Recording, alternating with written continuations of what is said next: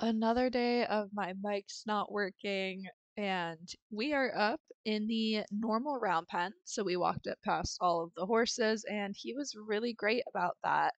Did not mind. He is very Mr. Confident on a mission. So I tacked him up here, put the pillows on for some desensitizing, and then I'm going to move his body around some.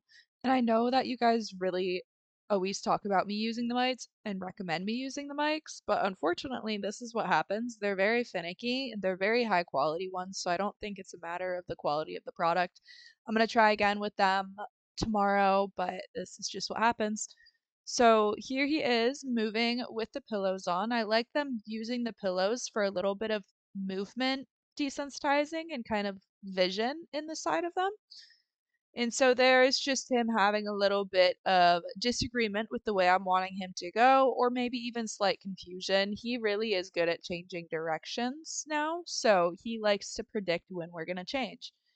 Now, the biggest thing with this guy is he likes to take his nose and bump it away from you. He will give the pressure very soft. He's good at giving the pressure soft, but the issue is him keeping the nose with you. He is very quick to take it away again and bump it out. So he's quick to give, but he does not hold it for long. My goal is to keep him at the walk for long enough until I ask him to trot, which is why you see me continuously breaking him back down into the walk. And there was me asking him to go into the trot. I have him on a little bit of a shorter line because, again, I'm wanting to work on that nose coming in towards me instead of him taking it to the outside. But he does not mind the pillows all too much. He side eyes them a couple of times, but that's honestly the biggest reaction he's had to anything on him yet. But it really was nothing, and he was able to get some confidence and work through that pretty quick. But yeah, you can see a little bit of that pony sass. That's what we've got going on. He's got his little guy stride. And the other thing that's been really cool, in this round pen, he has a much easier time cantering, right? In the other round pen, I don't know if it was smaller, but then again, like I have him on a shorter line here, and he misses the lead a couple times, but like he's getting it. He's getting it correct in front and behind. So I don't know if just like over time he's getting more balanced. He still doesn't fully know where his legs are, which is why you kind of see this rushy trot, but and there's a little bit of disagreements with the head, and I'll talk about that in a second. But yeah, he's able to get a lot more balance with the canter and able to be on the correct lead in front and behind. So I think just over time, getting more balance has been really great for him. So again, what I'm looking at here is that nose and head.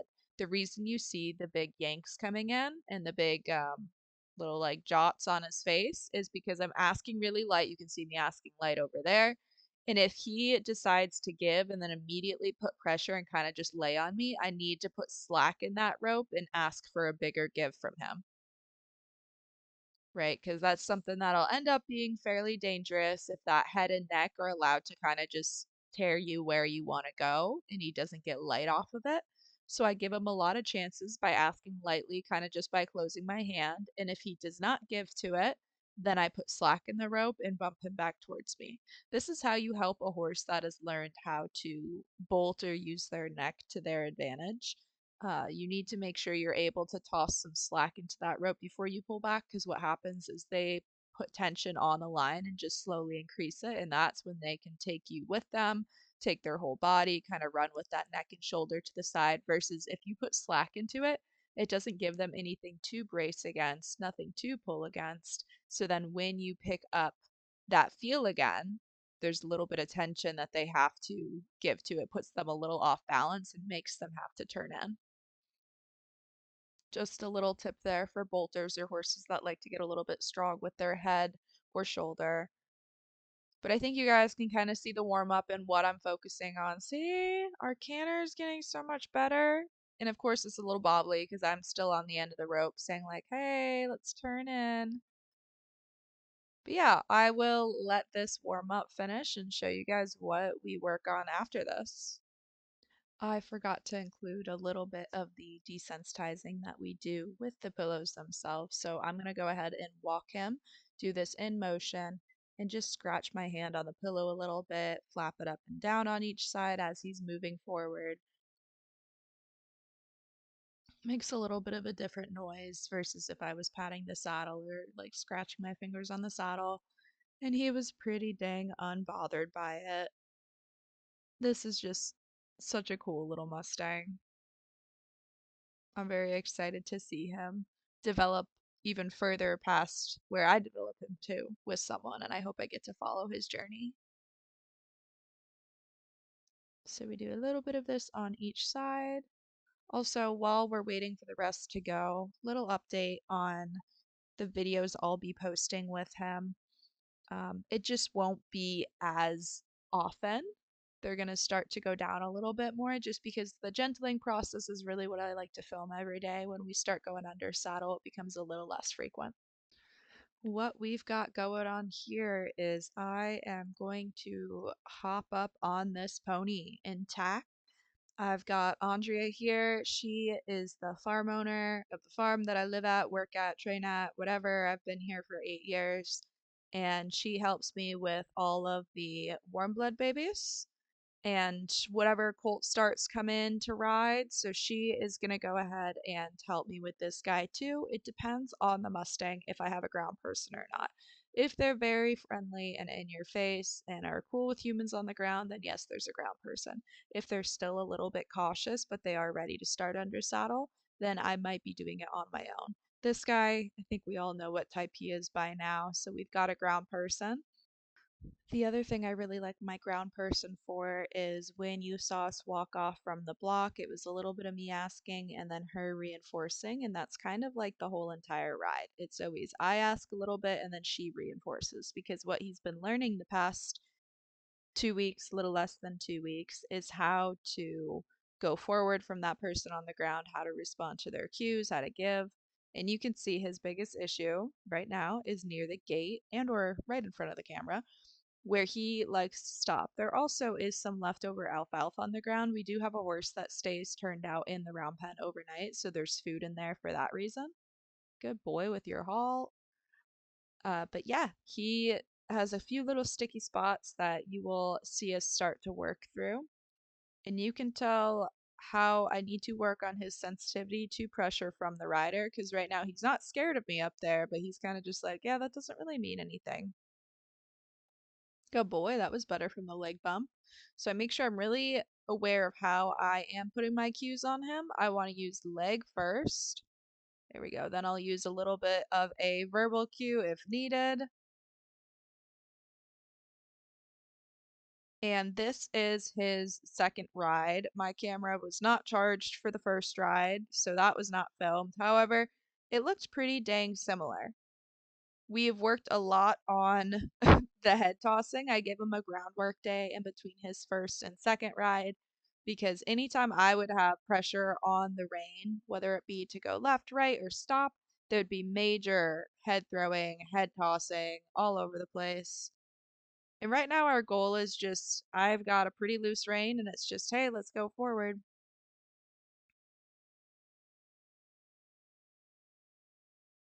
So I'm just there to stay with him and move, and we just do a little bit of walk trot, working on some left right steering, and then our halts.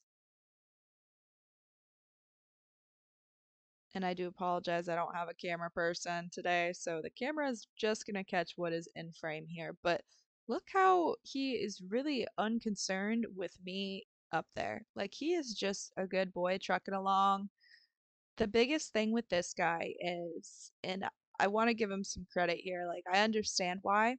He's a little bit of a crybaby, and he wasn't like that when he was right next to his buddies, but coming up here, he's been a little bit more of a crybaby, right? He wants to hang out with his friends, he likes being near his friends, um, and he gets a little more anxious and quick with his feet when he is nervous or upset. Yeah, so I think that is his biggest thing is he needs to learn patience and to work on some of that herd boundness. Now, the reason I understand is because he was gathered when he was really young. He's been in holding for essentially his whole life.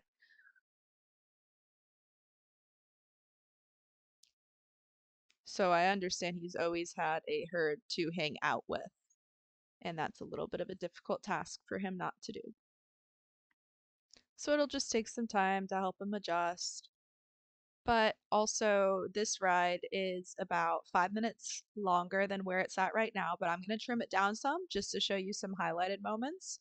But I just wanted to mention that to let you know how long we actually are on them for. It's not very long. So that halt was so much better than our first ones. When I got on him the first time, just a day or two before this, and I would ask him to halt, we would almost be falling over because he would just be fighting the pressure on his face, being really upset about it. What I do to help them with that is some long lining. I also ask them to flex and give by moving their hip. He's such a good kid. I'm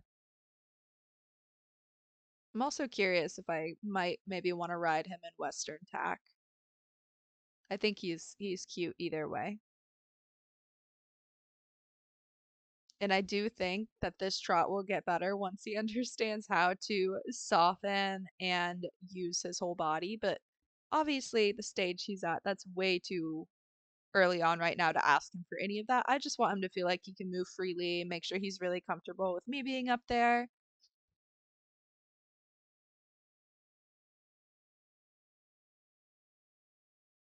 But yeah, he is doing awesome. The other thing we've got going on at the barn is we have some very loud major construction.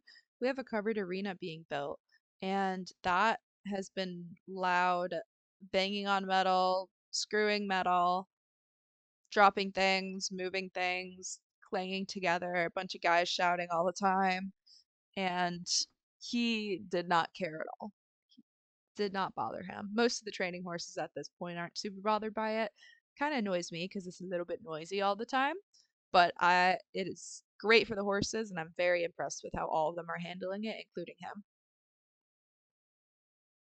But yeah, our goal is to start to transfer over some of the cues from the ground person to me.